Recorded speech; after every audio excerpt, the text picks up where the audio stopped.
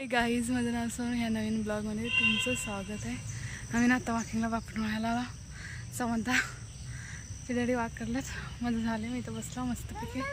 हो मम्मा आली आली माझी लड्डू आली आली आली आली ए आली आली ए आता येते मम्मा. हाय गाईज मन हाय गाईज मन आली ना. समंता दररोज वॉकिंगला येते ना माझी येते ना.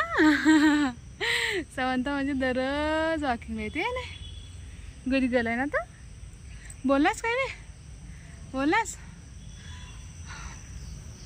चला हो ना. डिप्स कसं मारले इथं बघा. नकरे हिचं डिप्स मारायचं नकरे बघा. 10 डिप्स मारते समंताच्या डेली. समंताला घेऊन इथं इकडे बघा शांत सगळं हाय. चिमणीचा आवाज जेवलेला आहे ना पण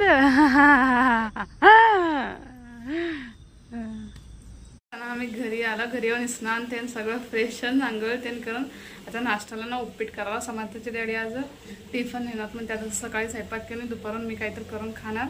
त्यांच्या ना ऑफिसमध्ये काहीतरी जेवायला आहे आज. आता उपीट करणार. चला उपीट खाताना बोलतो ओके ना. नाश्ता रेडी झाली मस्तपैकी गरम गरम ना उपीट हळद घालणार. ते पांढरा उपीट केला. मी ना एवढं मेहनत करून व्हिडिओ करतो ना यूट्यूब ना रिचच करणार.